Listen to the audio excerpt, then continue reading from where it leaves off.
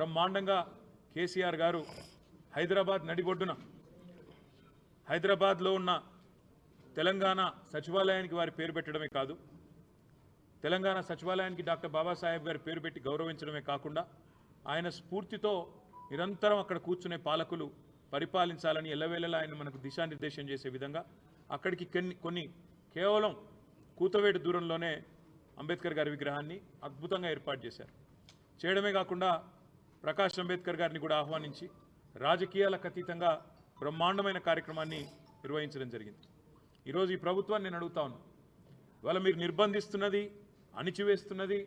మమ్మల్ని కాదు, భారత రాష్ట్ర సమితి నాయకులను కాదు, మిమ్మల్ని ప్రశ్నిస్తున్న వాళ్ళని కాదు, మీరు నిర్బంధిస్తున్నది ఆ 125 ఫీట్ల ఎత్తున ఈరోజు మొత్తం హైదరాబాద్ను మొత్తం భారతదేశానికి స్ఫూర్తినిచ్చే విధంగా అక్కడ నిలుచొని ఉన్న మహానుభావుడు అంబేద్కర్ గారిని మీరు నిర్బంధిస్తూ ఉన్నారు.